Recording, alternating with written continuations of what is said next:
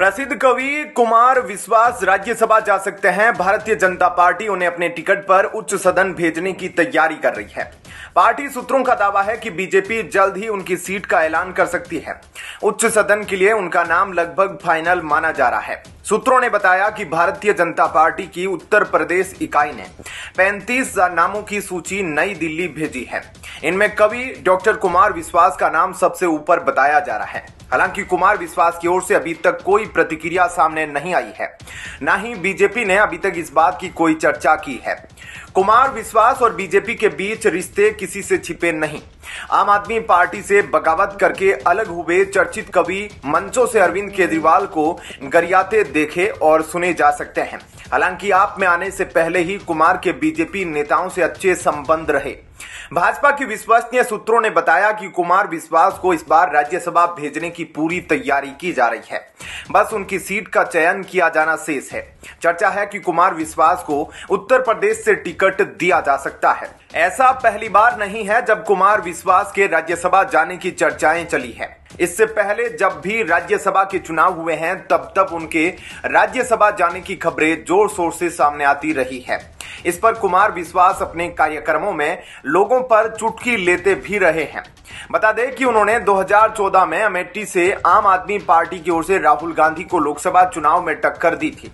इस साल लोकसभा के चुनाव होने हैं। सूत्र बताते हैं कि अगर डॉक्टर कुमार विश्वास राज्यसभा नहीं जाते तो वे भाजपा की टिकट पर गाजियाबाद से लोकसभा चुनाव लड़ सकते हैं। बता दें कि कुमार विश्वास उत्तर प्रदेश के हापुड़ से आते हैं और गाजियाबाद में रहते हैं। गाजियाबाद से मौजूदा सांसद पूर्व सेनाध्यक्ष जनरल वीके सिंह है और वह केंद्र में 2 मंत्रालयों में राज्य मंत्री है। जनरल वीके सिंह 72 साल के हो चुके हैं। ऐसे में माना जा रहा है इस बार भाजपा उनका टिकट काट सकती है और नए उम्मीदवार को मौका दे सकती है। हापुड़ जिले के पिलखुवा कस्बे के रहने वाले कुमार विश्वास ने काव्य की दुनिया में अंतर्राष्ट्रीय स्तर पर विशेष पहचान बनाई है। साइंस के छात्र रहे कुमार विश्वास ने अपने करियर की शुरुआत एक अध्यापक के रूप में की थी। बहुत कम उम्र में वे कवि सम्मेलनों में छा गए। इन दिनों कुमार विश्वास अध्यात्म की राह पकड़े हुए हैं। उनका अपने अपने राम कार्यक्रम बहुत पॉपुलर हो रहा है। उत्तर प्रदेश में राज्यसभा की 10 सीटों पर चुनाव होने हैं। संख्या बल के आधार पर इनमें से 8 सीटें सीधे बीजेपी के खाते में जा सकती है। बता दें कि राज्यसभा में 58 सांसद रिटायर हो चुके हैं। 56 सीटों पर चुनाव के लिए चुनाव आयोग ने तारीखों का ऐलान कर दिया है। इनमें सबसे ज्यादा सांसद उत्तर प्रदेश से रिटायर हो रहे हैं। ऐसे में क्या कहना है आपका, इस पर कमेंट सेक्शन में अपनी राय जरूर दीजिएगा। जय हिंद, जय भारत। पिछले 10 साल में देश समृद्धि के नए नए शिखर छू रहा है। एक भव्य दिव्य वातावरण बना है और उसको नजर ना लग जाए इसलिए काला टीका करने का आज प्रयास हुआ है। मैं उसके लिए भी खड़गे जी का बहुत धन्यवाद करता हूं। मैं उसका स्वागत भी करता हूं क्योंकि जब भी अच्छी बात होती है तो काला टीका नजर ना लग जाए इसलिए बहुत जरूरी होता है। प्रधानमंत्री नरेंद्र मोदी ने कहा।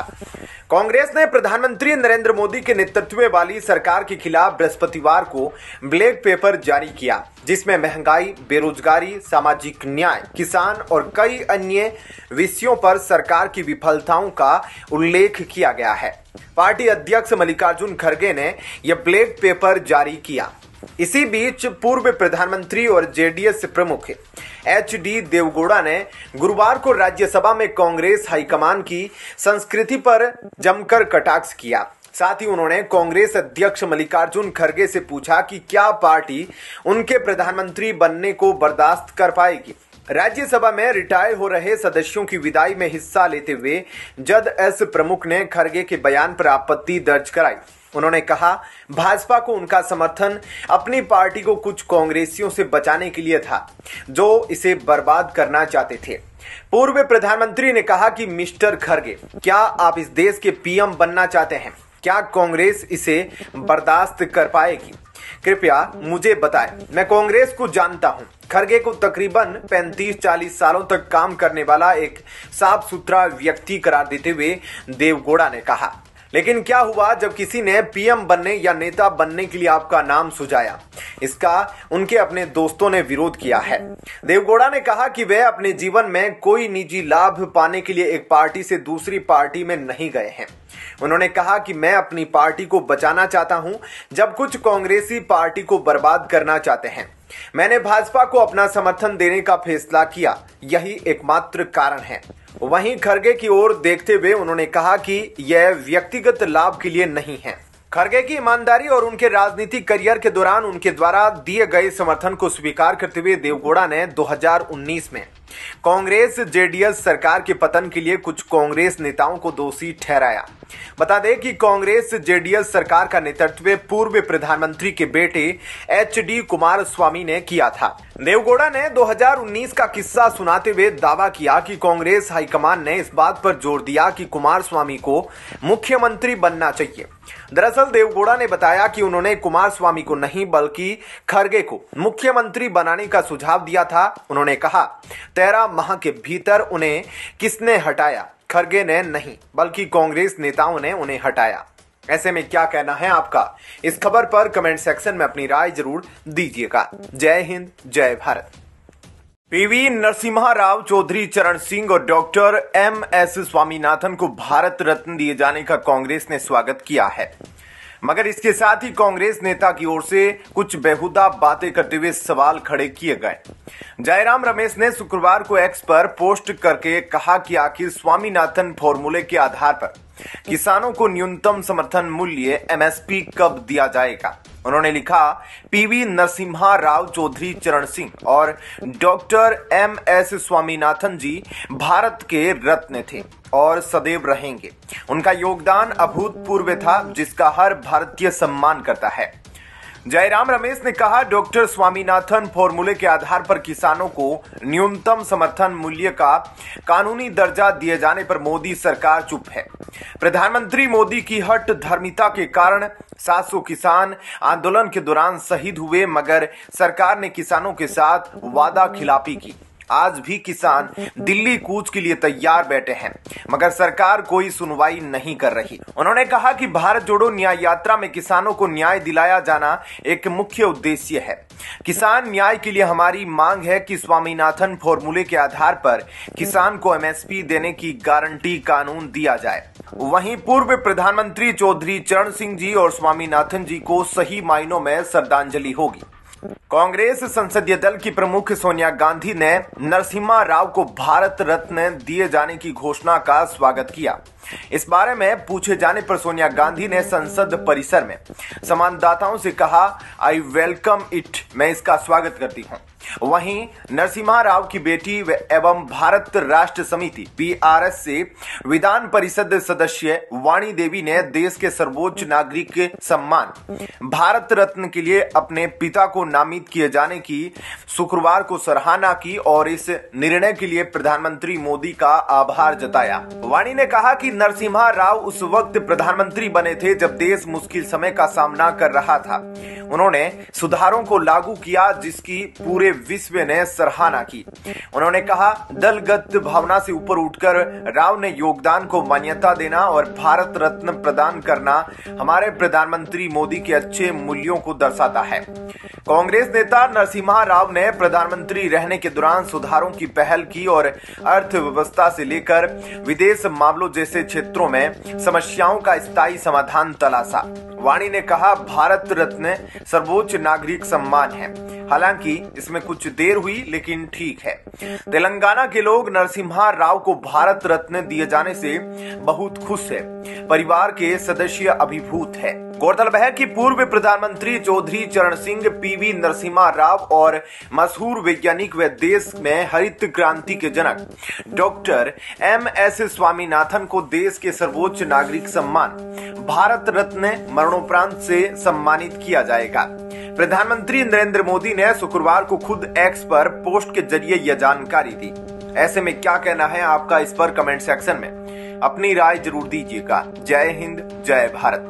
उत्तराखंड के हल्द्वानी में अवैध मस्जिद और मदरसे को गिराने को लेकर कल देर शाम विवाद हो गया। अवैध मस्जिद और मदरसे को गिराने आई पुलिस और प्रशासन पर मुस्लिम समुदाय के लोगों की भीड़ ने हमला कर दिया, जिसमें 4 उपद्रवियों की मौत हो गई, जबकि 100 से ज्यादा पुलिसकर्मी घायल बताए जा रहे हैं। फिलहाल वन भूलपुरा मलिक में पुलिस हाई अलर्ट पर है और चप्पे चप्पे पर सुरक्षा को कड़ी कर दी है। इंटरनेट को बंद कर दिया है। पुलिस को संदेश है कि सोशल मीडिया के जरिए नफरत फैला सकते हैं। उत्तराखंड के हल्द्वानी में हर तरफ तनाव फैला है, इंटरनेट बंद है, कर्फ्यू लगा है और देखते ही गोली मारने के आदेश डीएम की तरफ से दिए गए हैं। ऐसा इसलिए क्योंकि हल्द्वानी का बनभूलपुरा थाना इलाके में अवैध अतिक्रमण हटाने पहुंची पुलिस प्रशासन पर इस्लामिक कट्टरपंथियों की भीड़ ने हमला कर दिया। इस हमले में पत्थरबाजी के साथ ही पेट्रोल बम भी चलाए गए, दर्जनों गाड़ियों को आग के हवाले कर दिया गया, पुलिस थाने को घेर लिया गया और पुलिस वालों को निशाना बनाया गया।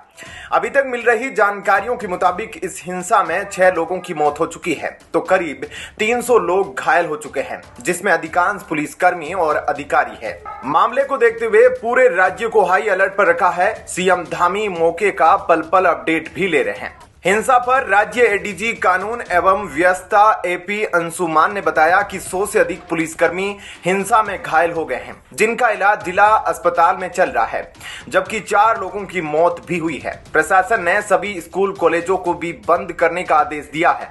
मामले को लेकर लगातार प्रशासन और पुलिस नजरें बनाए हुए हैं। मीडिया रिपोर्ट्स के मुताबिक पुष्कर सिंह धामी ने हल्द्वानी के हालात पर चर्चा के लिए हाई लेवल मीटिंग बुलाई। बैठक में शासन और पुलिस के अधिकारी मौजूद रहे।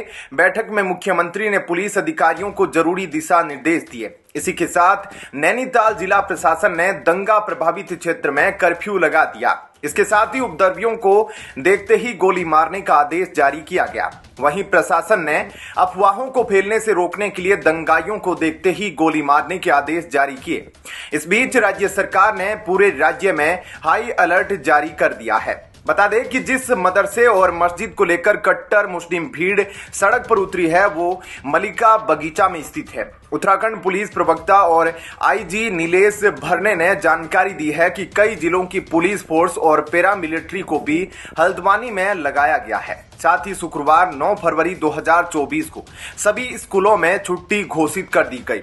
मुख्यमंत्री पुष्कर सिंह धामी ने बताया कि अतिक्रमण हटाने की कार्रवाई न्यायालय के आदेश के बाद हो रही थी। पुलिस मामले की जांच कर रही है और आसपास के सीसीटीवी फुटेज भी चेक कर रही है, जिससे उपद्रव में शामिल लोगों की पहचान कर उन्हें पकड़ा जा सके। इलाके में लोगों को शांतिपूर्ण माहौल बनाने के लिए पुलिस कह रही है। साथ ही आने जाने वाले लोगों पर बराबर नजर बनाए रखी जा रही है। क्या कहना है आपका इस पर कमेंट सेक्शन में जरूर बताएं। जय हिंद, जय भारत। ज्ञानवापी मामले पर बीते दिनों उत्तर प्रदेश के मुख्यमंत्री योगी आदित्यनाथ ने विधानसभा में एक बयान दिया था। अपने बयान में उन्होंने राम मंदिर, काशी और मथुरा का जिक्र किया। इस बीच ज्ञानवापी मामले पर विवाद बढ़ गया है। कहीं कोई राजनीतिक जुबानी जंग कर रहा है तो कहीं कोई सड़क पर उतर आया है। इस बीच बरेली में मौलाना तौकीर रजा के समर्थक सड़कों पर उतर आए हैं और हंगामा कर रहे हैं।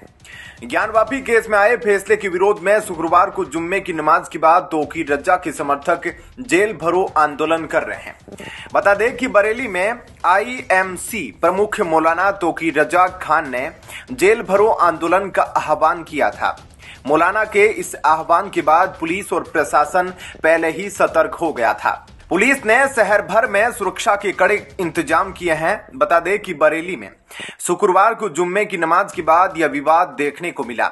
इससे पूर्व रजा खान ने कलेक्ट्रेट में जाकर अपनी गिरफ्तारी देने की बात कही थी। बता दें कि बुरी तरह बौखलाए मौलाना ज्ञानवापी मस्जिद और मथुरा ईदगाह को लेकर अपना विरोध जता रहे हैं। उन्होंने इस बाबत तमतमाते हुए कहा कि देश में नफरत का माहौल पैदा कर दिया गया है। उन्होंने कहा कि ऐसे में हम सब की जिम्मेदारी है कि अपनी इबादत गाहों के तहफ्फुज के लिए संविधान में दिए अधिकार के साथ हम शांतिपूर्वक अपना विरोध दर्ज कराएं। मौलाना ने कहा कि हमसे बोलने तक के अधिकार को छीना जा रहा है। हम जुल्म होते किसी सूरत में सहन नहीं कर सकते और न ही देख सकते हैं। जब हम कुछ नहीं कर सकते तो ऐसे आजादी से बेहतर है कि हम खुद को गिरफ्तार करा दें। बता दें कि तौकीर रजा की इस आंदोलन को देखते हुए प्रशासन भी पहले से अलर्ट है। इस बाबत प्रशासन ने शहर में सुरक्षा के पुख्ता इंतजाम किए हैं। गौरतलब है कि इत्तेहाद ए मिल्लत काउंसिल आईएमसी के राष्ट्रीय अध्यक्ष मौलाना तौकीर रजा ने 2 दिन पहले प्रेस कॉन्फ्रेंस कर कहा था कि भारत में मुसलमान बिल्कुल भी सुरक्षित नहीं है। मौलाना तौकीर रजा को सुप्रीम कोर्ट, मोदी सरकार या इंटेलिजेंस ब्यूरो समेत किसी भी सरकारी मशीनरी पर कोई भरोसा नहीं है। उन्होंने कहा कि बाबरी केपी हमसे छीन लिया गया और और उस समय मुसलमानों ने देश की शांति और समृद्धि के लिए कोई प्रतिक्रिया नहीं। जबकि अब जब मोदी सरकार ने ज्ञानवापी और ईदगाह सहित 3000 मस्जिदों की सूची तैयार की है जो हमसे छीन ली जाएगी, मुसलमान इसकी इजाजत नहीं देंगे।